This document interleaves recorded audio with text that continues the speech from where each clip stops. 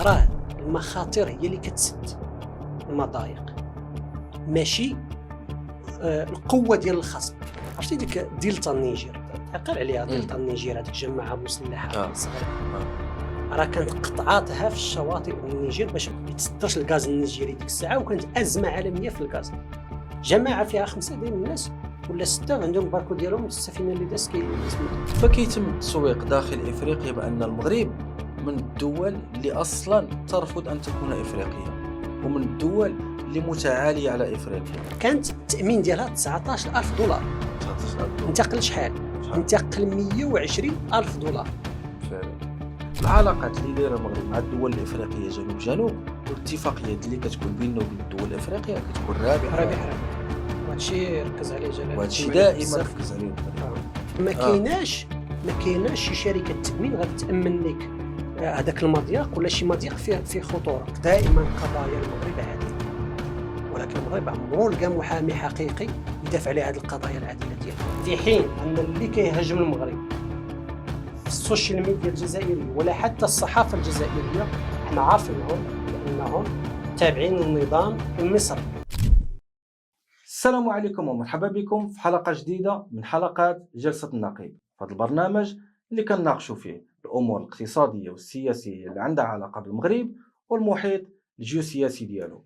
معكم محمد سليم وعبد الناصر الزاويت، وإن شاء الله في هذه الحلقة غادي نطرقوا للمحورين الأساسيين اللي طاغين دابا في الساحة، اللي هما بطبيعة الحال استئناف ديال السنغال ومجموعة من الحيثيات واللي كترافق هذا الملف، وغادي نطرقوا إن شاء الله كذلك المباريات اللي شفنا، حيت فعلا شفنا فيهم شي نقاط خاصنا نطرقوا لهم، وخصوصا الاعلام المصري والجزائري بطبيعه الحال. والمحور الاخير ان شاء الله هو المحور الايراني اللي عنده الثقل كبير في العالم كامل، وليس فقط في الشرق الاوسط ولا شمال افريقيا. كما شفتوا الاسعار فين وصلت اخي محمد، ونشوفوا التاثير ديال هذا الملف خصوصا على المملكه المغربيه. شنو هي الاجابات اللي قدمت لنا الحرب في ايران، وشنا هي كذلك السلبيات اللي تكوى بها الجيب ديال المواطن والكفه ديال المواطن.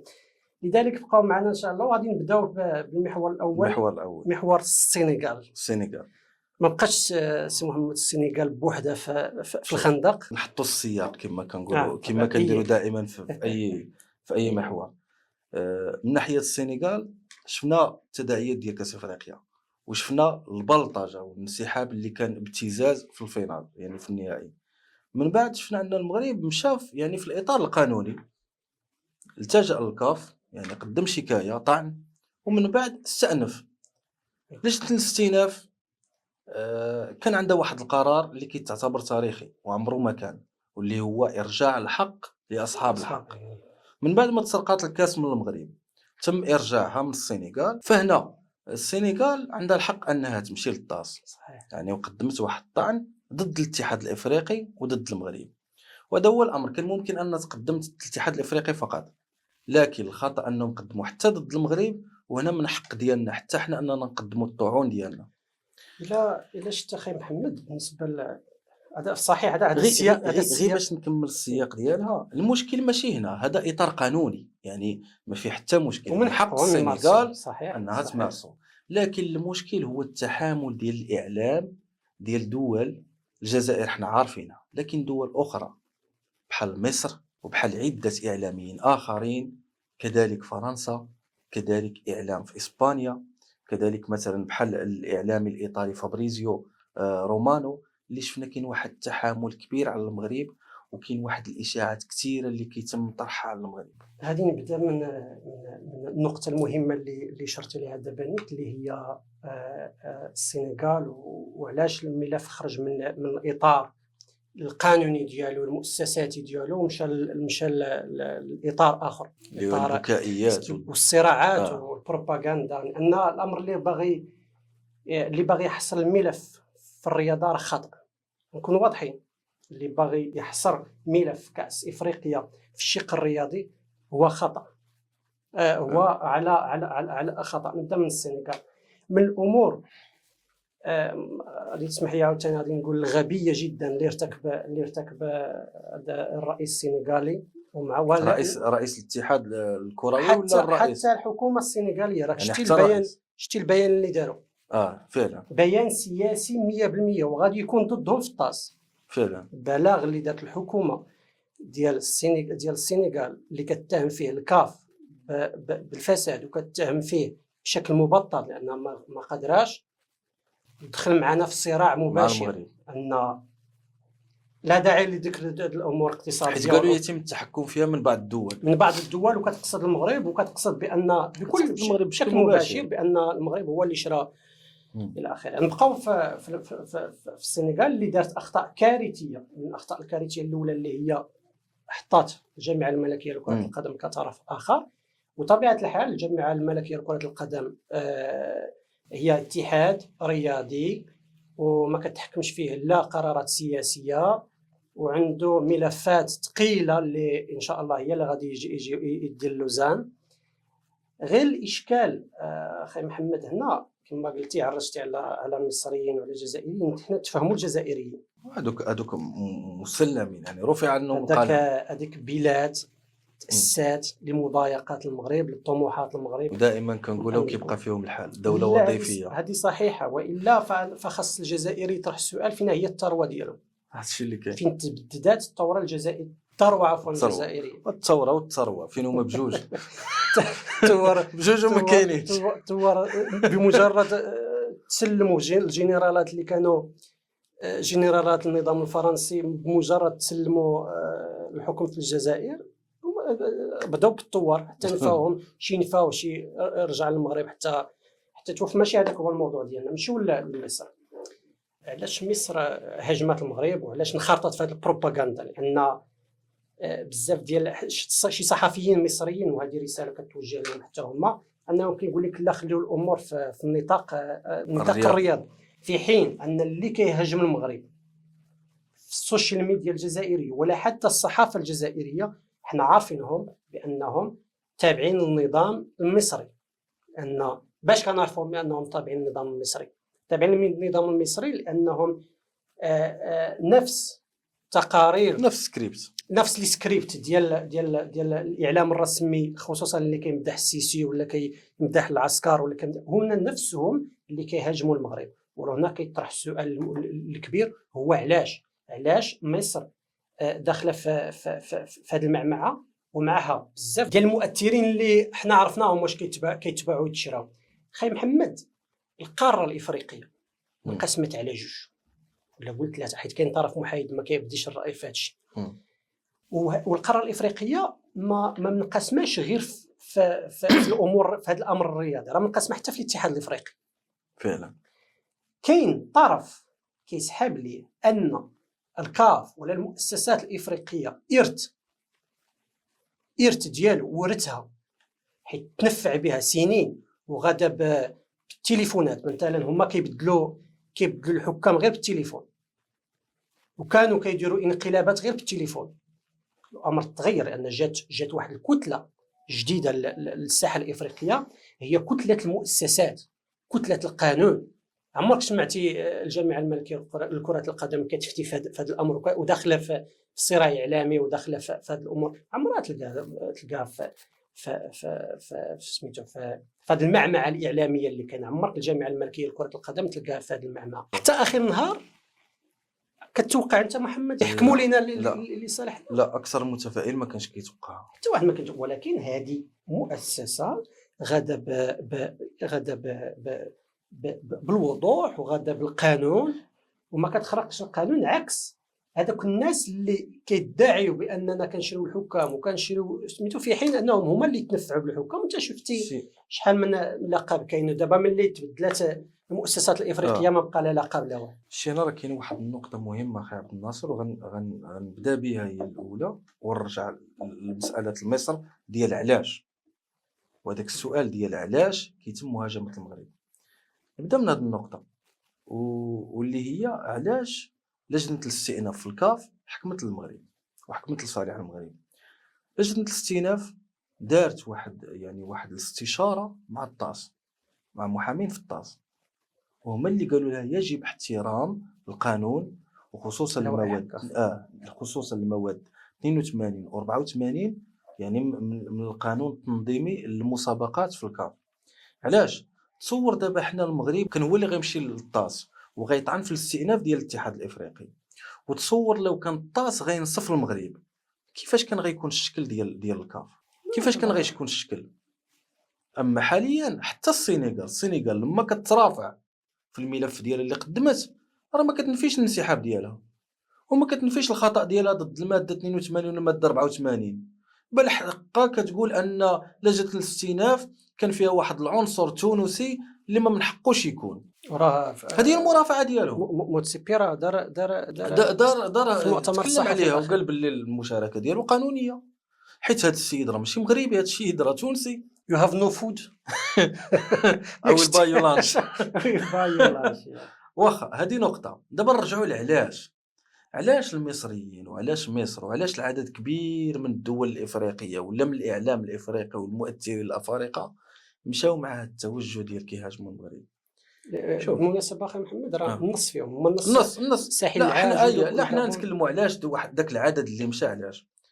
تعرف بان في اي مجال، وهذه قاعده كاينه في البشريه، قاعده لما كتدخل وكتبغي انك تنظم واحد السوق اللي عشوائي كيخرجوا المسترزقين اللي متنفعين. المتنفعين. المسترزقين كيخرجوا ضد داك القرار.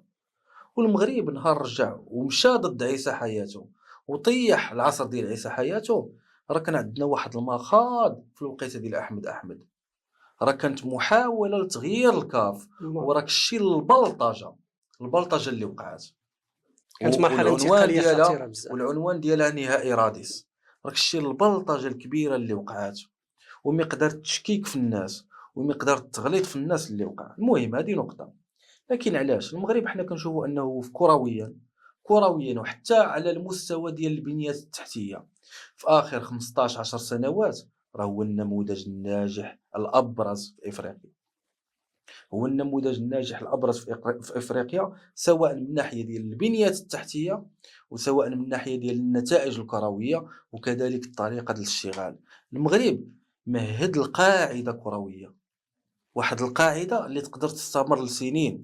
وشفنا حنا ان هذا النجاح حيت لو كانت طفره، تكلمنا على طفره كانت غتبان في واحد المنتخب معين او لا فئه معينه، راه ما غتبانلكش في المنتخب الكبير، المنتخب الاولمبي، المنتخب ديال الشباب و18 و17 وانت غادي.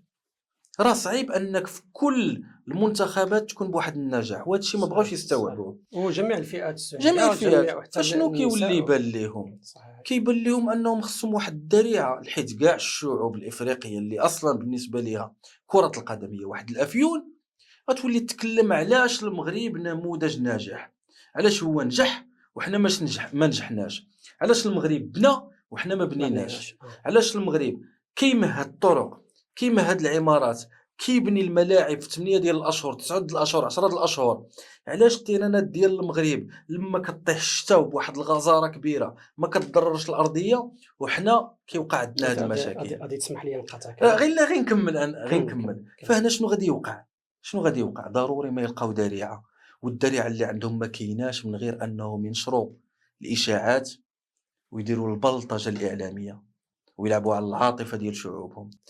تذكر في 2022 في كاس العالم، حيت الطريق راه كان ممهد لهم، وانا نقول لك علاش ببساطه. في كاس العالم 2022 كنا فعلا الطرف الاضعف، الطرف اللي حتى واحد ما كيتوقع النجاح ديالو، والوقيته اللي كنا كل نجاح كنديروه كنلقاو التعاطف ديال شعوب العالم معنا، مع كل نجاح كنا كنجحوا كنلقاو التعاطف. اما حاليا حنا مركز القوه، في افريقيا كرويا، فبطبيعه الحال ما غيتعاطفوش معنا، حيث الطبيعه والفطره البشريه ان البشر يتعاطفون مع الضعيف ضد القوي. وهذا الشيء اللي وقع مع المغرب. نبدا في نساليتي هذا الملاعب اللي ذكرتي واللي العالم كامل نقل ديك الصوره ديال ان الامطار ما قدراتش تاثر، في حين ان شفنا ديك الساعه في نفس الوقت تقريبا شفنا الدوري السويسري، شفنا فيه قطر براسها، وقطر تلغات الماتش مباراه تلغى واقيلا نصف ساعه ولا ساعه ديال الوقت بسبب الامطار الغزيره. هي هاد حرب السرديات اللي كاينه دابا في الاعلام المعادي للمغرب للاسف اللي انضمت ليه السنغال غير بغات ما سلك الامور القانونيه ديالك، ما حسدك حد، ما غادي يحبسك حد، طاس حكمات لك ما عندناش مشكل، حكمات لينا ما خاصش يكون عندك مشكل. فعلا هنا كنطرحوا السؤال اللي خلى السنغال دخل هذا الحلف اللي المعادي للمغرب، واخا راه كانت غادا حتى هي في البنيه التحتيه الرياضيه، بنات ملعب ايقوني زوين في العهد ماكي سال. في عهد ماكي سال. اليوم غادي نرجعوا لهاد الشخصيه اللي دابا استاذ جامعي في مراكش. وللاسف اللي وقفت ضد بلادو في الترشح ديال الامم العام المتحده واللي في هذا السياق النيت و20 دوله افريقيه وكلهم 22 دوله 22 وكلهم كلهم في ذاك الصنف اللي ما باغيش هاد القاره تتحرك. نرجع سميتو الصدمه الحضاريه اللي دار المغرب، راه هي دابا كيدفع الثمن ديالها لان مصر القفزه الحضاريه والصدمه الحضاريه للخصوم هي صدمه لهم، هي صدمه كبيره لهم. علاش؟ حيت هما دائما كيقدموا راسهم راه دي مصر صافي ما سكت صافي رجع للسطر. وانت ما عندك انتصار واحد في كاس افريقيا، في كاس العالم عفوا، في حين ان راك كنتي 7 الالقاب وحنا ما هضرناش على هذه الالقاب، بينما الاعلام المصري هو اللي كيهضر كيقول لك ودي راه مشينا الحكام راه عطينا الزئبق الاحمر حياته، قال لك سانك ما كرهوش يطلعوه من القبر ديالو. عموما هذه الصدمه الحضاريه هي اللي دات لهذا الشيء. للاسف الشديد السنغال انضمت لهذا الحلف، وللاسف الاشد هو ان السنغال ترمات في حضن فرنسا من اجل ماذا؟ من اجل هذا الملف بالضبط. علاش هذا الملف؟ لان الا مشينا للداخل السنغالي، انا كنتبع لي كوتوديان، كنتبع شي صحافه مره كنطلع على الصحافه السنغاليه، ما كيجوش نهار بدون مظاهرات بدون ازمات. كاين احتقان كبير بزاف في السنغال، كاين احتقان سياسي كبير، وكاين احتقان في الشارع، وكاين احتقان كذلك في السلطه الحاكمه، لدرجه تم يعني الاعلان على ان السنغال من الدول اللي ما عندهاش القدره على سداد الديون ديالها. وحنا ما غاديش نخوض في الامر ديال الديون، لان كاين ديون مستحقه لصالح المغرب فعلا. عموما غادي نمشيو للاحتقان الاخر اللي كاين في داخل الحكم في السنغال، لان الخلافات بين الرئيس السنغالي ورئيس الوزراء السنغالي خرجت للعلن، حتى ان رئيس الوزراء السنغالي راه هدد بان ذاك التحالف بينه وبين الرئيس غادي ينسف هذا التحالف. هي فعلا راه تركيبه غريبه وغبيه في نفسه. كيفاش يساري في رئاسه الوزراء، وواحد عنده توجه ليبرال لا اسلامي الاخر كان عنده ليبرال. وعلاش السات اصلا البروباغندا ديالهم علاش طلعوا وتحيد ماكي سال وداكشي؟ هو تاسات بروباغندا ضد فرنسا وضد المستعمر وضد هاد النقطه. نكمل لك اخي محمد ونعطيك سميتو. هذا الشيء اللي خلى للاسف الشديد السنغال تراما في حضن فرنسا. وشتي الاعلام الفرنسي الهجمه اللي دار على المغرب، منهم الصحيفه اللي ذكرتي قبيله لو فيغارو والصحافه الاخرى. علاش بيني وبينك؟ علاش؟ حيت فرنسا كتحاول تسوق المغرب بنفس النظره اللي كانوا السنغاليين كيشوفوا فيها فرنسا، اننا راه مستثمرين كبار في السنغال، وان فعلا حنا حطمنا الارقام القياسيه في السنغال وحيدنا البساط كما كنقولوا على فرنسا. هذاك الشيء علاش فرنسا بغات تلعب نفس اللعب. وانا بيني وبينك عندي حتى شكوك بان ممكن فرنسا تدخل شوف واش كاين تاثير واش ما كاينش، واش حتى انا بيني وبينك كما كان الحال ما كاينش الصحافه قويه عندنا، ماشي لا في العالم كامل. مثلا الصحافه الفرنسيه عمرها كتقول شي حاجه من تلقاء نفسها، ما كايناش شي صحافه غير موجهه، خصوصا بعد الصحف المعينه بحال ليكيب بحال لو موند، فهمتي؟ لو فيغارو، هادو صحف اللي كيكونوا مقربين بزاف من المخابرات خدام الفرنسيه. البروباغندا ديالهم، خدامين. وهذا الشيء علاش آه. رماو بالثقل ديالهم. علاش عمرك شتي شي دوله افريقيه دات كاس افريقيه لدوره اوروبيه باش تحتفل فيه؟ فعلا. هذه سابقه خطيره استاذ. ودابا هذا هو المشكل، هذا هو المنطق اللي فين اللي المستعمر القديم اللي استغلك؟ لا، وعاد واحد المساله هنا مهمه ونرجع ليها. نرجع للسنغال، نبدا منها. السنغال تكلمتي على التركيبه الخطيره اللي فيها، التركيبه اللي غير مفهومه ياك. السنغال الوقيته اللي كان في النهايه ماكي سال كان واحد النوع من الازمه، وكانت ازمه بسيطه يعني ماشي شي ازمه اقتصاديه.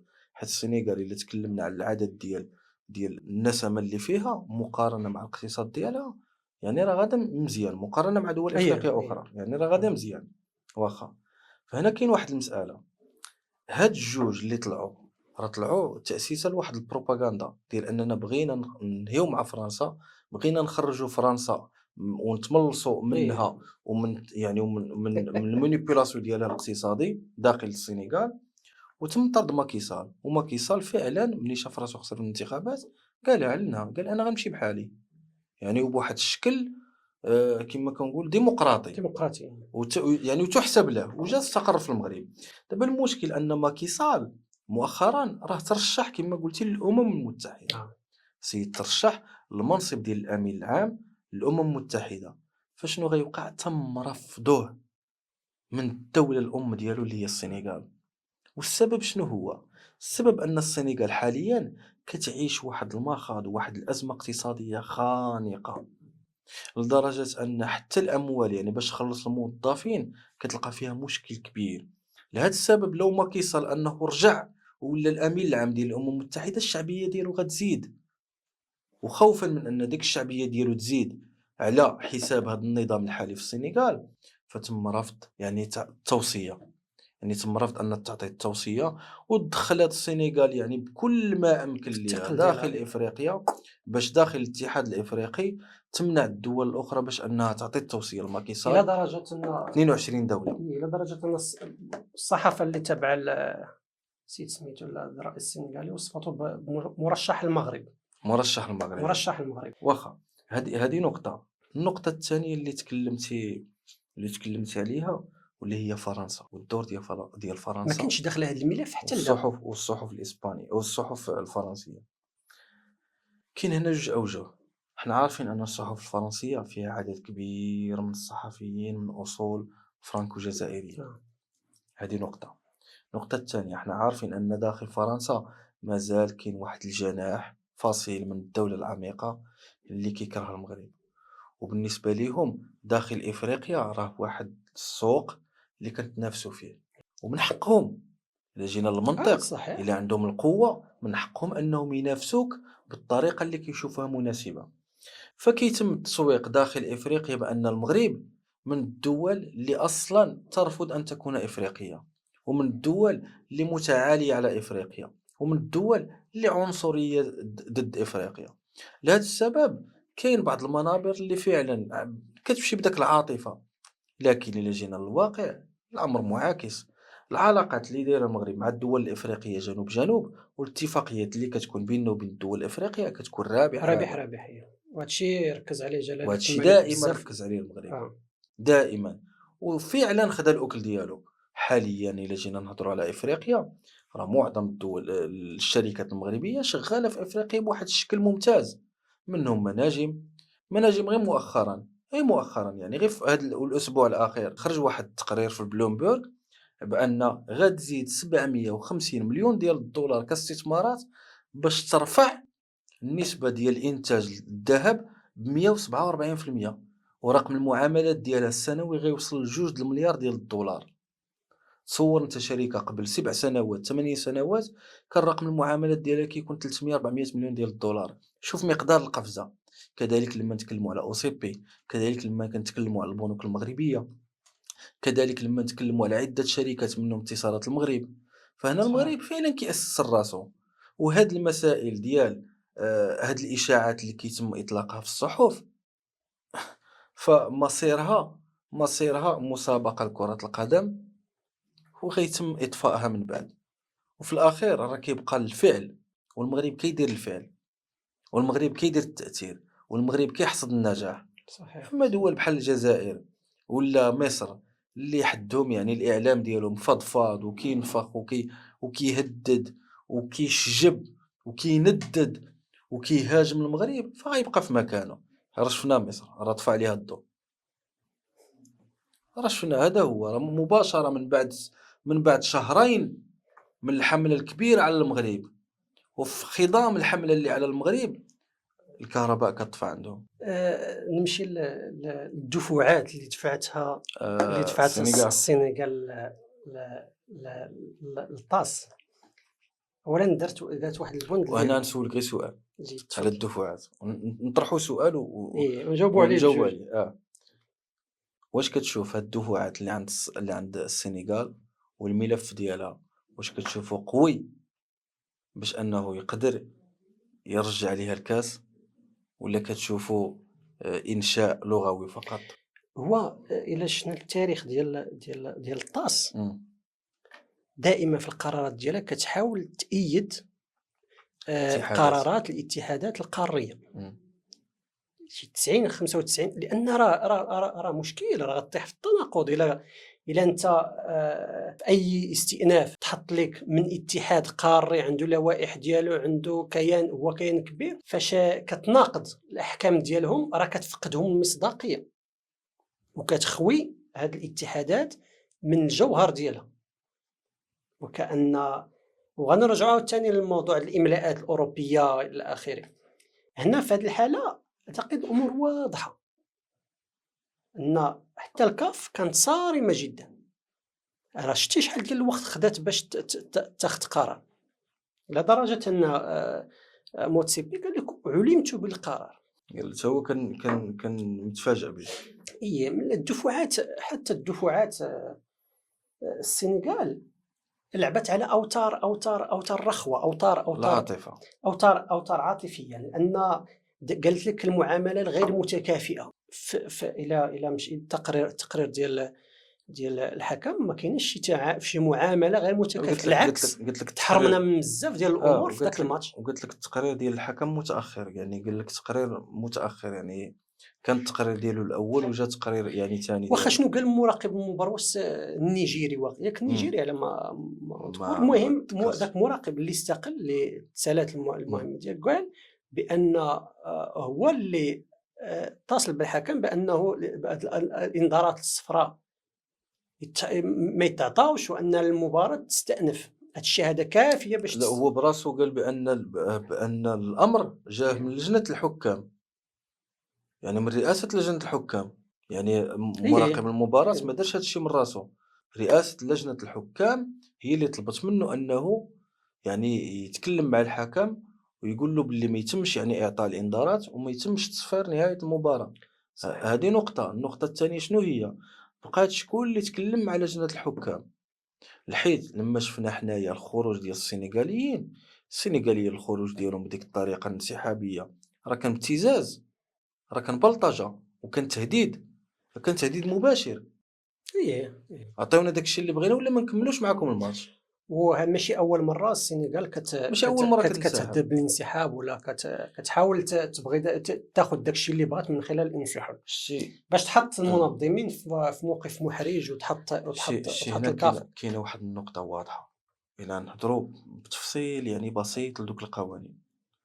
الماده 82 اش كتقول بالحرف ان اي فريق رفض انه يلعب الماتش وغادر بدون سبب ديال العنصريه، هو الوحيد أو اللي غادر يعني بأي سبب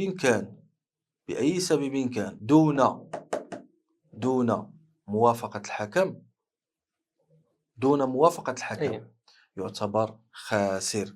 وهنا وكتجي المادة 84 اش كتقول أن للاتحاد الإفريقي الحق يعني بأنه يدير عقوبات أخرى، يعني غير الانهزام، يدير عقوبات أخرى على ذاك الفريق. وهنا ببساطة الانسحاب في المادة 82 ما قالش انسحب ل5 دقائق ولا انسحب 10 دقائق ولا انسحاب مؤقت ولا انسحاب نهائي، ولا قال كلمة انسحاب، انسحبتي من التيران. هي مادة بيني وبينك باينة، هاد المواد جامدة، ما يمكنش تجتهد فيها ولا تأولها ولا كيتم دابا السنغاليين كيحاولوا يأولوا حتى الاعلام دابا اللي يجي من جهتهم كيحاول يأول، كيقول انسحاب مؤقت، لا حق راه تم، راه اكتملت المباراة. وداك المحامي ديالهم قال واحد نقطة مهمة، هي قال لك روح اللعبة. شنو هي روح اللعبة؟ قال لك الحفاظ على روح اللعبة. شنو كيقصد هو بروح اللعبة؟ قال لك أن الحسم في المباريات كرة القدم ما خاصوش يكون في المكاتب، قال لك خاص يكون في الملعب. واخا كاين هنا واحد الحالة النقطة، السنغالية قال لك الحسم تم في الملعب، ولكن جاء حسم آخر في المكتب، وهذا الحسم الآخر في المكتب قال لك كيفقد لعبة كرة القدم واخا الروح ديالها. ولكن كاين هنا واحد النقطة، الجزئيات اللي باغيين يشدوا فيها. واحد النقطة، الماتش اللي كان عندهم الكأس العالم 2018 ما بين السنغال وجنوب افريقيا، واش كاس العالم 2018 ولا 2022 ما بقيتش عاقل، ولكن كان عندهم مباراة ياك، والحكم ارتكب فيها خطأ كبير وربحات جنوب افريقيا المقابلة ومشات هي لكأس العالم، يعني هي اللي تأهلت، ومشات السنغال للطاس وحكمت الطاس باش ان داك الماتش يتعاود. هذا هو التناقض، هذا هو التناقض. اذا انت في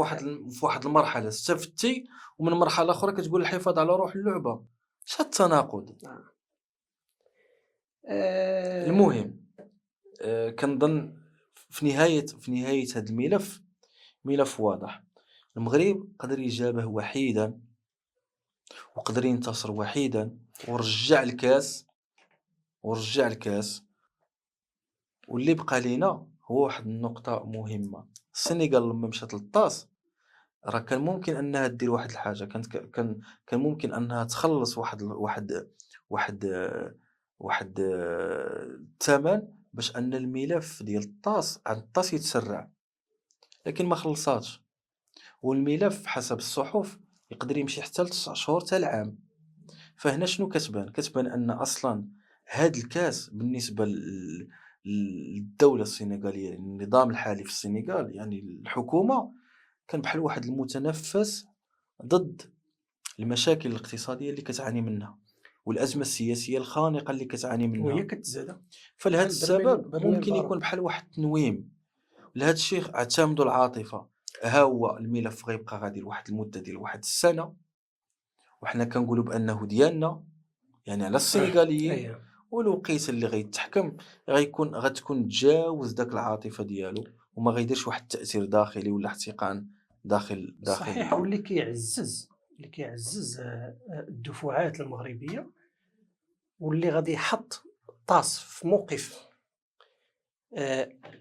حرج ولا محرج ولا اللي كان، هو ان مجموعه من الانديه شفنا ولات الانسحاب عادي بالنسبه لهم، خصوصا في مصر، خصوصا في افريقيا بشكل عام. وللاسف هذا الشيء ما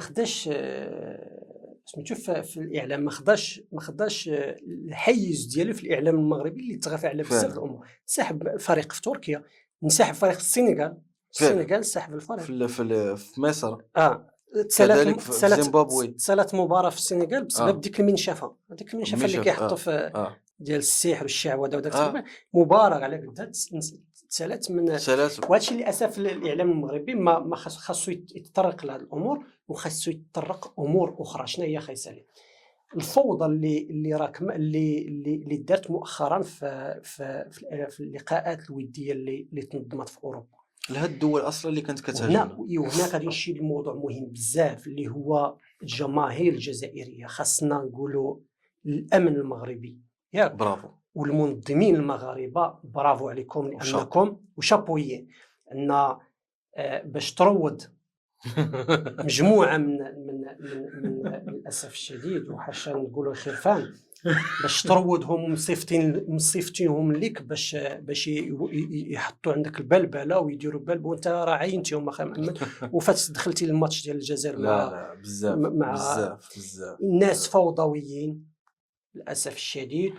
ومن هذا المنبر كنوجهوا التحيه للامن اللي ضبط الايقاع ديال هاد الناس. ومع ذلك كانت الزقالات وشتي وحفظ الله هذه البلاد من وقدمنا درس حضاري، ماشي درس امني فقط، ولكن حطينا درس حضاري لهاد الناس بان كرة القدم لغة حضارية ولغة ديال ولغة راقية. ما يمكنش شتي ايطاليا شنو وقع فيها دابا هنا. وعلى هذه النقطة ديال ايطاليا، الاعلام الجزائري لما كانوا الجزائريين يعني الجمهور الجزائري في المغرب كانوا كيحاولوا يروجوا لان المغرب يعني بلد ما فيش تنظيم مزيان، وان هادوك اللي تم يعني الامساك بهم ظلمناهم.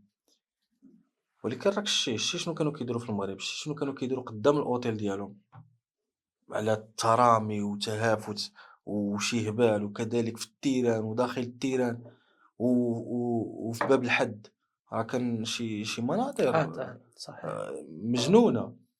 فواخا ماشي مشكل، انتم شنو درتوا في ايطاليا في مباراه وديه في ايطاليا؟ كنشوفوا ان الجماهير الجزائريه كتدخل التيران كتقافز كتناقص، بنادم كيدخل بلا حوايج. هادشي هاد العبات هاد العبات هذا من جانب. ومن جانب اخر شفنا عاوتاني الاعلام المصري اللي قال لك نشيد مصر خط احمر، عقلتي؟ وهاد التدوينات موجهه للجمهور المغربي. عقلتي على نشيد مصر خط احمر؟ عقلتي؟ وان المغاربه يعني داروا كيسيفليو على النشيد الوطني المصري. شنو وقع في اسبانيا؟ تخليني نكمل هذه ديال اسبانيا حيت انا خليك حيت عندي فيها شنو وقع في اسبانيا شنو داروا. لا كلام ولا اي تعليق. بل حتى انهم قالوا المغاربه. لا اسمح لي لا نخليك لا هذه مهمه بزاف ما خصهاش تدوز. للاسف الشديد ما بقيناش بينا نقولوا اخوه ولا اخوات ولا التخربيق ما بقاش بينه وبين. لا ما بقاش، حيت البدايه المباراه ناصر ديما يا اليمين يا اليسار. لا بدايه المباراه بداو الجماهير الاسبانيه كتسيفلي على النشيد الوطني المصري، وبدات التدوينات في اكس بانهم مغاربه، وكاينين اللي مسحهم، ولكن راه عندنا لي سكرين تدوينات كلها كدين الجماهير المغربيه اللي اصلا ما حضراش. امتى مسحوا داك التغريدات؟ مسحوهم فاش نفس الجماهير اللي كتسيفلي على النشيد الوطني المصري بداو بهتافات عنصريه ضد الاسلام وضد المسلمين الى اخره. عاد قالوا فعلا راه المغاربه ما غاديش يديروا هادشي. شوف الناس واجدين ليك، يعني واجدين وقلبهم طاب كما كنقولوا. عندهم دائما ديك سوء النيه من جهتنا. دائما كيوظفوا اي فرصه باش يضربوا فينا. وهذه كتدخل في نفس الوقت الصدمه الحضاريه. انا راه كاين نقطه اخرى وصدمه اخرى اللي هي عاوتاني اسبانيا وعصفورين بحجر واحد للمغرب. اسبانيا اللي كتقول لك ان هي اللي خصها تنظم المونديال، شفنا كيفاش المغرب نظم كاس افريقيا وكيفاش تعامل مع الجماهير في كاس افريقيا، بينما هي في مباراه وديه كيفاش الجمهور ديالها بين على العنصريه ديالو. نفس الامر فإلا شتي وفي مباريات اخرى شتي المقدار ديال المشاكل اللي كتوقع فيها، ولا العنف اللي كيوقع فيها، ولا التهجمات بين الجماهير اللي كتوقع. فهذه دوله كتقول لك باغا تستقبل النهائي المونديال. غادي نمشي مع التناقضات ديال ماركا وشي وسائل الاعلام اسبانيه بحال هذيك كونفيدنسيال، هذوك اللي غير حاطين ما كيعرفوا كاع شي دوله اخرى، كيعرفوا غير المغرب. عقلتي ملي اعتقلت السلطات الامنيه هذوك المشاغبين السنغاليين فعلا، عقلتي لان فعلا لو ما كانش تدخل احترافي كانت كارثه غادي توقع في ذاك الملعب في نهائي كاس افريقيا. علقت الصحافه الاسبانيه بان المغرب راه غير مستعد باش ينظم كاس العالم، ونظر راه الجماهير كيعتقلوهم الى اخره. ما فاتش الشهر نط المشاكل في فالنسيا. عقلت اخي محمد، صيفط لك واحد الفيديو. فالنسيا في اشبيليه كذلك، في اشبيليه وناضوا عليهم بالعصا وكثر من 400 واحد تعتقلوا. في اسبانيا صمكوها. وجات واحد الفتره اخرى ديال هادشي علاش كنقول لك الاعلام خاصو يلعب الدور ديالو. الاعلام الاسباني كيشوف عيب فيك ما كيستروش. وجات واحد المباراه اخرى ديال هذاك التيران عامر بالطين وعامر بالماء وعامر ديال كان هو ماشي التيران ديال اصلا ديال الكامب نو ديال برشلونه شتا كطيح واحد الكارثه حتى الاعلام المغربي ما قال حتى داك الوشق داك الحيوان د الوشق راك شايف فالنسيا كيتسارى مع راسو عادي. وما قلنا لهم لا تبط لا تحرقات. وها هي مساله اخرى ديال ان الجماهير الاسبانيه كتحط شعارات عنصريه والشيء اللي حرماته الفيفا العنصريه وخاصو يعرض الاتحاد الاسباني. دابا نعطيك مثال، دابا تصور انت يكون نهائي ملعوب في اسبانيا في البرنابيو الجماهير الاسبانيه ويكون منتخب مثلا فيه مسلمين لاعب النهائي، غادي تقول لك المغرب يعني ان شاء الله مثلا اللي ما مستعدين ضمن كاس العالم هما اسبانيا. اذا تصور انهم غيكونوا هتافات عنصريه في النهائي ديال كاس العالم، بينما في المغرب الحمد لله بين انه بلد معتدل. صحيح. المسيحيه راه دول نيجيريا دوله مسيحيه. شكون هما السواد الاعظم في نهائي كاس افريقيا اخي محمد؟ هما المغاربه فعلا. وديك 15 ولا 20 واحد السنغاليين على راه سهله استاذ. لا بينا نرجعوا داك قانون الغاب وقانون البلطجه. الحمد لله بالعكس. ولكن الجماهير المغربيه كان واحد التعامل احترافي. والنشيد الوطني السنغالي احترموه ما تمش يعني التصفير عليه باستهجان. وحتى الجماهير ديالهم اللي تعدات على رجال الامن، سواء رجال الامن الخاص ولا رجال الامن، حتى الجماهير المغربيه شوف تعاملوا باحترافيه وما عندهم ما يقولوا في هذا. ما عندهم اصلا هما ما كيلقاو ما يقولوا. لو لقاو لك شي هوته ولا شي هفوه كانوا غيتكلموا عليها. وهذا الشيء هذه رساله للاعلام المغربي ما عمرو يغض الطرف على الناس اللي كيهاجمونا، لان السكوت ماشي عدل فعلا. تهجموا في امور.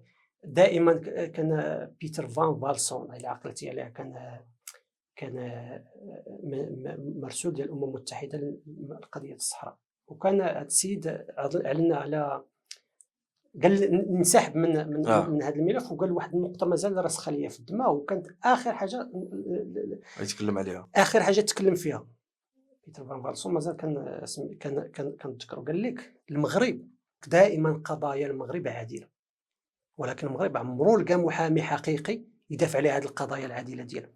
واش كيقصد هو؟ كيقصد الاعلام خاصنا اعلام قوي. ودابا هنا واحد المساله، وداك الشيء اللي كيلعبوه الناس في السوشيال ميديا، الاعلام البديل في السوشيال ميديا راه ما كديروش الاعلام العادي. تكون واضح. دابا واخا نسولك سؤال، وحنايا اصلا من رواد السوشيال ميديا، ماشي من رواد ولكن صانع المحتوى على قد الحال. وغنسولك واحد السؤال مهم ونختموا به هذا المحور. دابا انت واش متفائل بالقرار ديال التصل للمغرب؟ متفائل 100%، وما غاديش يبقى في الحال ولا نقول نهايه العالم لو في حاله ان الطاس اخترقات من اللوبي الفرنسي اللي كيشكل خطر. محمد ما نفرطوش في التفاؤل. شوف كلامك عقلاني ومنطقي وانا معك، راه لي واحد التسليم الله يسخر لينا. واخا ندوزو للمحور الثاني. هذيك المباراه ديال مصر مع اسبانيا خصها فيها ما يدار، فيها ما يتقال. واش شتي هذوك لا اللي ضحكني، عرفتي اكثر حاجه ضحكتني شنو هي؟ المدرب ديال مصر جاب تعادل من اسبانيا مع الفريق الثاني ديال اسبانيا، الفريق الثاني ياك، وشد الرايه وبدا كيتسارع، عرفتي بدا كيتسارع بحال اللي راه الدنيا كاس العالم. واللاعبين شتي اللاعبين كيف ردود الافعال اللاعبين على قرارات الحكم بزاف. هذا هو الخبث اللي كيديروه هما بهذه الطريقه، كيأثروا على الحكم. ولا في كاس العالم ما كيديروا حتى حاجه لحد ديك الطريقه في كاس العالم، وما يديروا والو، ما عندهمش فريق اللي غادي يدير شي حاجه، وما غاديينش حتى الا ربحوا غير ربحوا واحد الماتش غيكون اول ماتش ربح ليهم وغيخرجوا بحال. ونختم بواحد المساله اللي مهمه اللي خاص الناس يعرفوه، بان الجامعه الملكيه لكره القدم خدات في العاتق ديالها انها تغير طريقه اللعبه وتنشل ولا تنتشل هذه القاره من العوز ومن التخبط اللي عايشه فيه لواحد الشكل جديد اللي هو نفس النجاحات اللي كتراكم الجامعه الملكيه. ياك شتي الدراري في ليبيا فعلا هما من الامثله الحيه لهذه النجاحات اللي راكمتها كره القدم المغربيه. هذه النقطه فيها تعبير بسيط ونختموا به. بالنسبه للمغرب اللي حاول انه ينتشل افريقيا من هذا المستنقع، طريقه باش حنا شغالين والقاعده اللي بنينا والنجاح اللي خديناه في كره القدم، راه من الصالح ديالنا حاليا اننا نطلعوا نلعبوا مع الاوروبيين، اننا ندفعوا نلعبوا مع الاتحاد الاوروبي. لكن المغرب راه مازال باغي انه يجر افريقيا للاحتراف. وعلى العموم والاقدار الالهيه حطتنا في هذه القاره، وهي فاش غادي نلعبوا وهي فاش غادي ننجحوا، وغادي ينجحوا حتى الاصدقاء والحلفاء ديالنا ان شاء الله، لان في الاخير غادي يعرفوا بان الطريق الوحيده اللي كتوصل هي الطريق اللي سالكه المغرب. داكشي علاش حيت هي الطريق المنطقيه اللي غادي واخا. نمشيو للمحور الثاني واللي هي فين وصلت الحرب الايرانيه الامريكيه، التداعيات ديالها والتاثيرات الاقتصاديه ديالها سواء على العالم وخصوصا على المغرب. هنا فين وصلت الحرب؟ فين وصلت الحرب؟ بالنسبه لدوك اللي غديات ما بقاش شي حاجه غادي تغتال، ما تغتالش، نكونوا واضحين. حتى الحكم حتى ما بقى اللي تغتال، حتى الحكم ما بقاش حكم فردي ولا حكم جماعي. كان واحد المجلس انتقالي ولا ما عرف سميتو، ماشي كل واحد مخبي في شي غار ولا مخبي في شي كيعطي اوامر. داكشي علاش الردود الضربات الصاروخيه الايرانيه عشوائيه بزاف. الشلل بالنسبه للردع الصاروخي الايراني تصاب بشلل كبير، ان داكشي اللي كانوا كيصيفطوا في الاول نقص بزاف، نقص اكثر من 90%. هنا ممكن يتفهم جوج مراحل. يا اما ايران بغات تكيف المخزون ديالها اللي بقى لنا، شفنا ضربات على الهواء مباشره، مخازن الاسلحه على اخره. لا من غير كيتم استهداف المنصات ديال الاطلاق بشكل كبير. هي حيت هي كلشي، كيكون عندك مخزون كبير وعندك غير 3 المنصات، ضرب 3 المنصات. لا الا كان عندك مخزون كبير وكان عندك واحد العدد المنصات وتم ضربهم، يعني صافي راه تم الشل. فكرتيني في سام بوخان هذاك اللي قال لك ايران، قال واش ايران وصلت القنبله؟ ودنا عارف شي وما بغيتش نقولها لك. قال لي محمد قال لي غير الاعلان صافي كيصوب الكيكه النوويه عقلتي. خاصك جوج بيضات. دابا اليسار المغربي مسكين كسحاب ليه واش تحسب اليورانيوم هو القنبله الدوليه ولا هو القنبله النوويه. قلنا الشلل في الردع الصاروخي الايراني، ان كما قلتي مجموعه من المنصات ضربات، يعني المخازن ما بقاش عندها فائده. كاين سيدي سميتو ان عاود زادت الضربات للخليج بالمقارنه مع اسرائيل. علاش الخليج؟ لان الخليج كتستعمل صواريخ صغيره، صواريخ متوسطه المدى غير مكلفه الى اخره، كتمشي كتضرب. ومع ذلك الا شتي هذوك الضربات اللي كانت كتجي مباشره للامارات العربيه المتحده، استطاعت الامارات ان تحيد هذه الاخطار.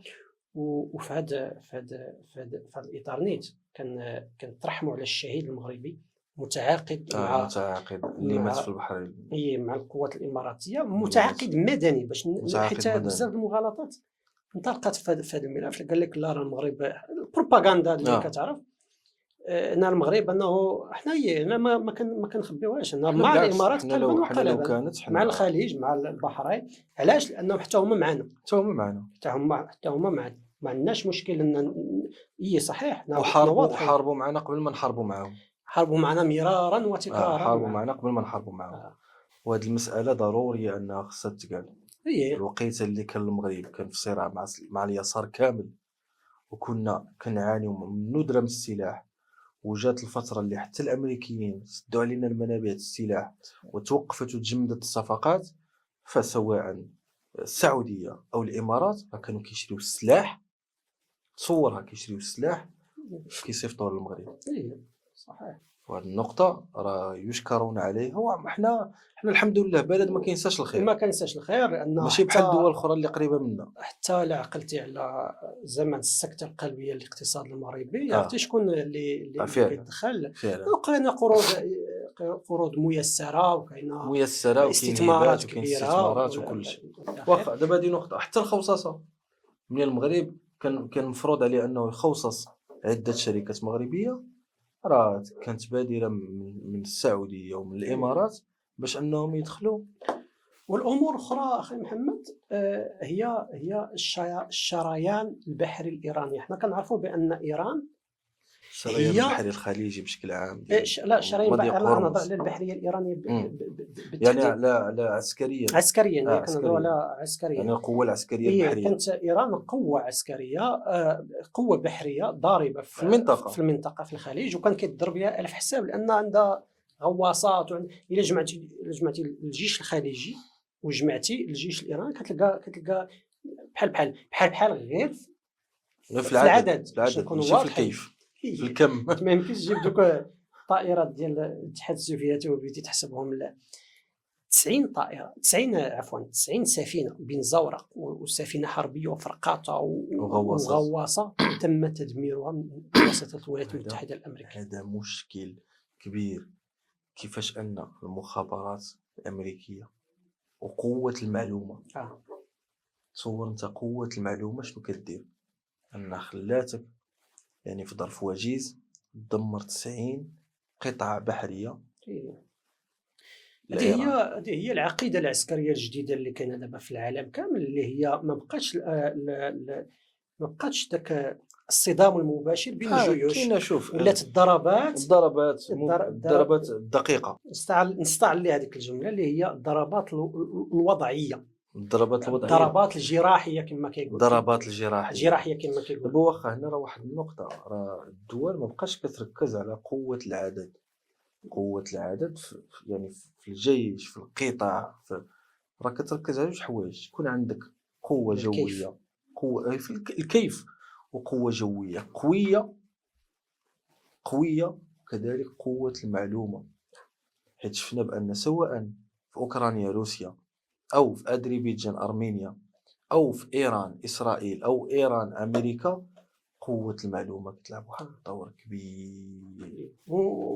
والمكر ما عمرك تنسى العدو ديالك سنين وتجي في النهار الثاني غادي تخوض عليه حرب، تكون ديما مركز عليه.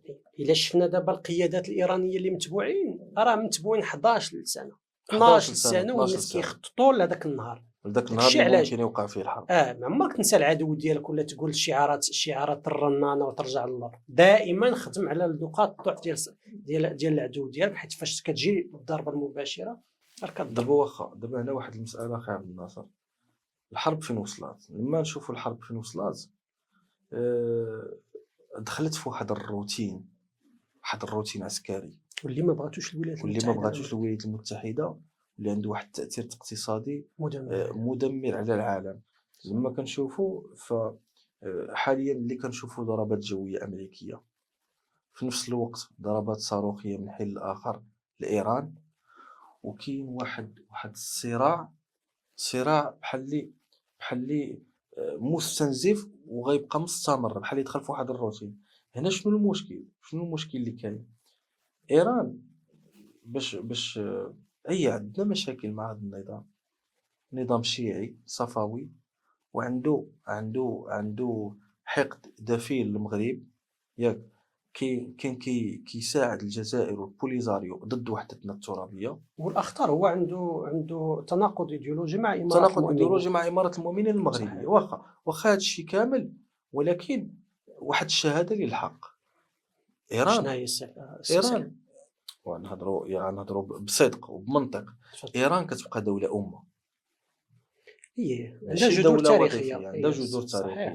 فالوقيته اللي غتدخل معها في صراع، انت راه كتدخل في صراع مع امه، والامم صعيبه تهزم، والامم صعيب انها تهزم. شفنا مثلا الحرب ديال امريكا مع طالبان اللي استمرت لسنين طويله، واخا هي اللي كانت صنعتها بين قوسين واخا، لكن اللي بغيت نقصد لك ان لما كتدخل في حرب مع امه راه واخا غتدمر النظام ديالها راه غتبقى عندك حرب عصابات. واللي كيعزز الهضره ديالك اخي سليم هو ان ان الولايات المتحده الامريكيه راهنات على الشارع بانه غادي يقلب النظام، ان بعض الضربات هذا هو. غادي. شنو وقع؟ لا ما وقعش وقع هادشي. العكس. هذاك وقع العكس. الرهان على على الشارع ما تفجير وقعش. النظام الايراني من الداخل ما كانش، ما واخا كانش. ضربوا راس النظام. فهنا اللي كاين على ارض الواقع حاليا مضيق هرمز مازال فيه تهديد كبير. مؤخرا الصين كانت اعلنت قبل يومين، اعلنت على انها نجحت في تمرير 3 ديال السفن ناقلات نفطيه ديالها من مضيق هرمز، وقالت بانه بالتنسيق مع الجهات المعنيه. هذه نقطه، بمعنى تقدر مستقبلا الى استمرت الحرب تبدا توقع هاد التفاهمات. لا غادي نعطيك واحد المعلومه في هذا الاطار. الناس غالطين كيسحب لهم واش ناقلات النفط الى دخلت ليها دوله او دولتين غادي تدوز والاسعار غادي تنخفض. راه خاصنا نفهموا ان مجموعه من الامور كتدي الارتفاع ابار. هو البانيك هو التامين، ان ما كايناش شي شركه تامين غادي تامن لك هذاك المضيق ولا شي مضيق فيه خطوره. وتخيل معايا اخي سليم، من قبل الحرب كانت السفن اللي كتنقل السلع عبر باب سميتو ماشي باب المندب، داك هرمز، كانت التامين ديالها 19000 دولار. 19000 دولار انتقل شحال؟ انتقل 120000 دولار فعلا. مشكله. وانت المرحله الثالثه توقفات هذاك ديال التامين، هذاك شركه التامين تامن السفن اللي غادا في ذاك المحور. فاش طبيعه الحال هاد السومه اللي تزاد راه ما كتزادش لمول السفينه، لشركه الشحن راه ما كتزادش لشركه الشحن. شركه الشحن كتزيدها في السلعه اللي كتجيب، وهذه هي الخطوره. كتزيدها في الثمن، لان هذا الكاس جبتو في حاله السلم ب 10 دراهم، هذيك الزياده اللي فيه غادي تكون ديال 15 20%. وحتى البانيك اتاك اللي كتوقع للسوق. دابا حنا كنتكلموا على السوق ديال النفط، الوقيته ملي كيكون واحد الفزع، واحد المشكل عالمي ولا واحد التهديد امني، راه هذا الشيء كيكون عنده تاثير على الحاله ديال المستثمرين، هذا كيكون تاثير على العرض والطلب. فهنا راه ضروري ان الاثمنه كترتفع بواحد السرعه. الا مشيتي للشرط دابا ديال النفط غادي تلقاه طالع. علاش؟ كيقول ترامب راني صافي تفاهمت معاه، راه بقى لينا والو نتفاهموا. كضرب ايران شي صاروخ كيطلع كاين فيه ايرانيين كيطلع هو غادي كيزيكزاكي. فهذا هو المشكل. فهنا الا جينا للتاثير ديالو على دول المنطقه وعلى المغرب، شنو مثلا التاثير ديالو اللي وقع على مصر؟ كيفاش انها ولات كتطفي الضو 9 الليل. هنا غادي نجيو لمصر، ولكن بلاتي نناقشوا واحد المساله مهمه اللي مجموعه من ويسمحوا لي الناس اللي ناقشوا هذا واخا هما ماشي هرقاوه، كيقول لك شوف ايران راه سدات مضيق هرمز. عرفتي ديك دلتا النيجير، تعقل عليها دلتا النيجير، هذيك جماعه مسلحه صغيره راه كانت قطعاتها في الشواطئ النيجير باش ما يتصدرش الغاز النيجيري ديك الساعه، وكانت ازمه عالميه في الغاز. جماعه فيها 5 ديال الناس ولا 6 عندهم الباركو ديالهم، السفينه اللي داز سميتو عاد دخلت الامم المتحده. راه دابا السفن الصينيه والسفن الامريكيه ما داز، راه المخاطر هي اللي كتسد المضايق، ماشي القوه ديال الخصم. راه حيت ما حد كاين تهديد واخا يكون 0.01%. راه كيشكل خطر. داكشي علاش راه اغلاق مضيق هرمز ما كيعنيش ان ايران قويه. هذا لا يعني ان العكس، كيزكي ان هذا النظام يرر ياك كيشكل خطر وكيبتز الدول من بهذه التجاره، كيبتز التجاره العالميه فعلا. دوز النقطه ديالك اخي محمد. قلت لك التاثير اللي كاين حاليا على الدول ديال المنطقه على العالم كامل. شفنا مثلا دوله مصر. غادي ناخذ جوج ديال الامثله. غادي ناخذ مصر وغادي ناخذ المغرب حتى ناخذ المغرب. شفنا بان التاثير ديال الحرب واغلاق مضيق هرمز بدا كيبان على دول المنطقه كيف ما قلنا، ومنهم دوله بحال مصر اللي بدات كدير ترشيد الكهرباء. شفنا احمد موسى طالع طقم ديال الالواح الشمسيه وكيقول لهم حاطه فوق راسه. حاطه فوق راسو، كيقول لهم رجاء طفوا النور، طفوا النور. هذه نقطه. شفنا دول بحال بنغلاديش بحال باكستان حتى نقصوا من ساعات العمل، نقصوا العمل، حيدوهم يعني ولا عمل يعني من المنزل. فهذا الشيء كيبين ان العديد من الدول غتبدا تعيش هذه المشاكل. هنا نجيو للمغرب. المغرب لحد الان الحمد لله الحياه غاديه بشكل مزيان. الاسعار كتطلع. هنا بغيت نهضر على التاثير السياسي وحتى الاستراتيجي على المغرب ومصر. ومن قبل غادي نشوفوا القرارات السياسيه وفين كتدي مولا. نبداو بمصر. شتي رد الفعل المصري على هذه الحرب؟ انه وحتى الزياره اللي دارها المطار ديال السعوديه ما عطلوش، نص ساعه ولا طلع بحال كسبها. عكس المغرب اللي عزز المكانه ديالو في الخليج وبان بانه واضح، حليف واضح وموثوق الى اخره. العكس السيسي راه اتصل بالرئيس الايراني، عزا لهم داك الفرطاس اللي تحيد، ومازال منسقين معاهم. وشتي المنبر في العيد، نهار العيد، وكيدعي معاهم هذاك المرشد ديال ماشي مرشد، هذاك ديال الازهر. نجيو بلادنا. عندنا هذه الحرب الايرانيه عندها تاثيرات سلبيه وعندها تاثيرات كذلك ايجابيه. من التاثيرات الايجابيه ان مكانه المغرب تعزت خصوصا لدى الحلفاء. فهمت. ان المغرب بين بانه حليف موثوق، حليف يعتمد عليه، وحليف ما كينكرش الخير فعلا. لا داعي لذلك. المهم الحلفاء ديالنا كاملين.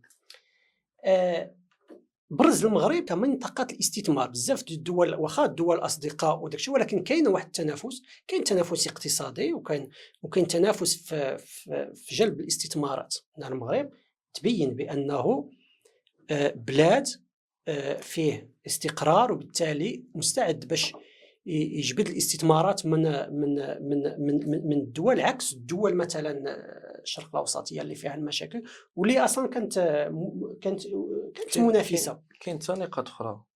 اظن من النقاط الاخرى هي تحجيم الخصوم. ان الخصوم ديال المغرب هم الخصم الاكبر اللي هو ايران، ان الدور ديالو بدا كيتحجم. وحنا لصالحنا لصالحنا ان النظام الايراني يتفلس، من صالحنا ان النظام الايراني يتقلص ولا يتضرب كاع ولا يتبدل كاع. علاش؟ لان ناقص عدو، يعني ناقص مشكل بالنسبه لك.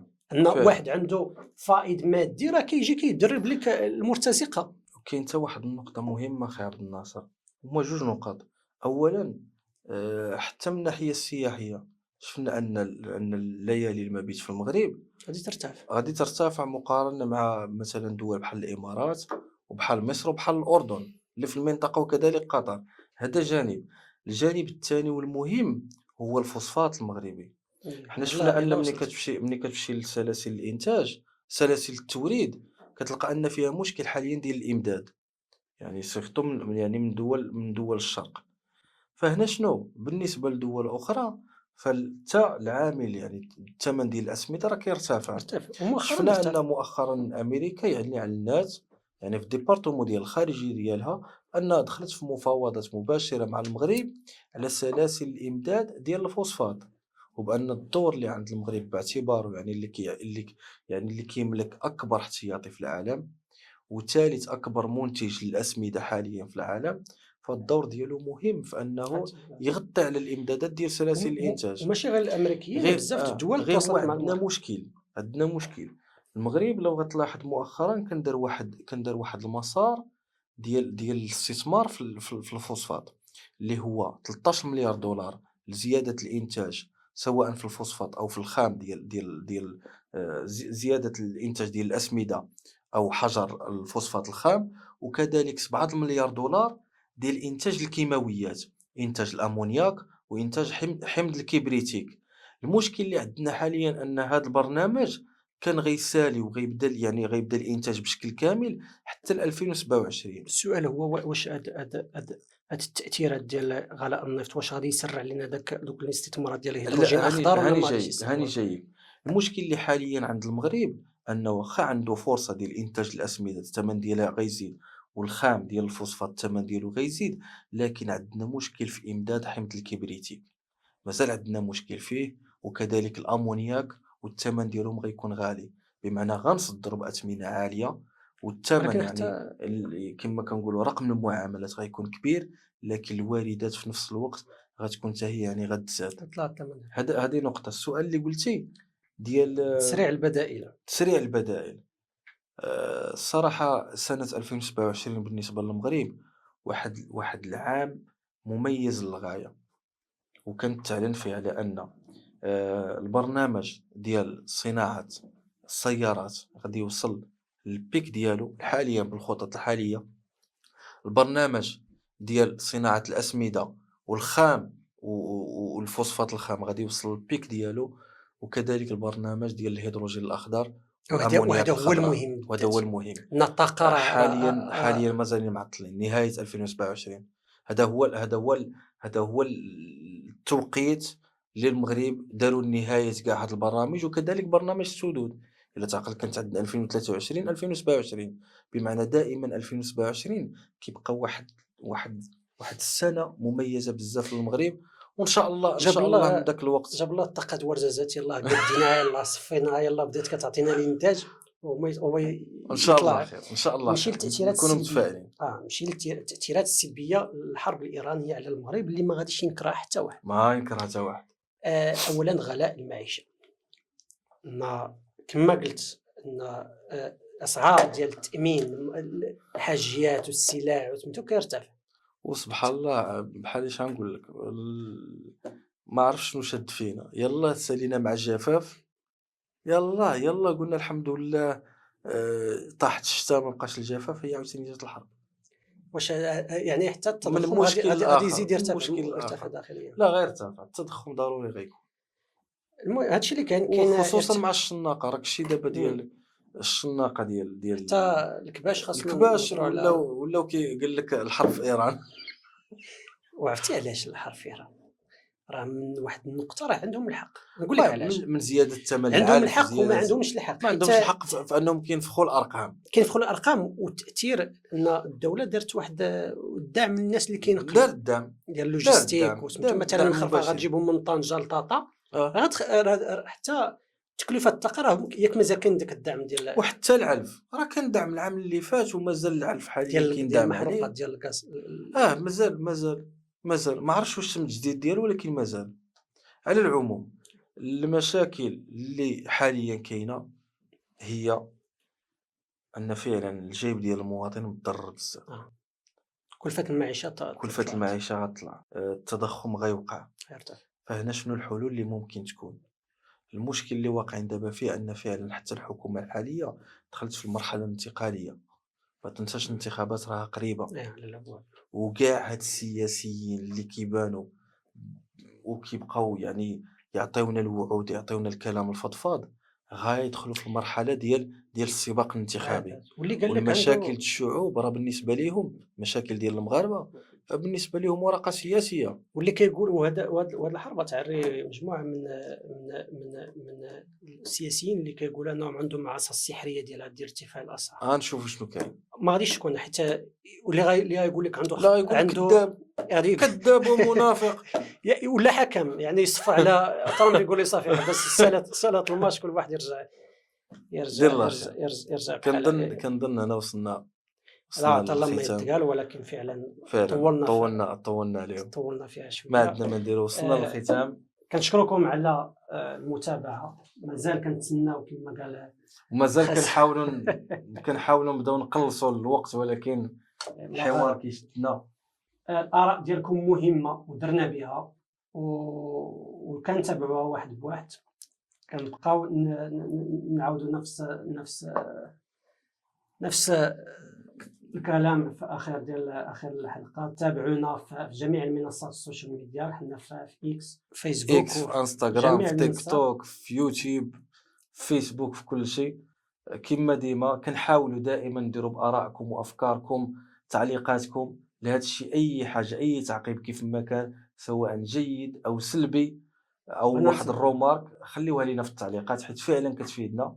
كنقراوهم كاملين وتحياتي وكيبقى لكم. النقاش بلا ما ننساو انه اراء شخصيه، وانها ما كتلزمش لا جهه، ما تبعش حتى جهه، اراء شخصيه من خلالها كنطلعوكم على المستجدات هذا الشيء اللي الدوليه والوطنيه والتاثير ديالها على المغرب. وشكرا جزيلا. شكرا بزاف وتحياتي.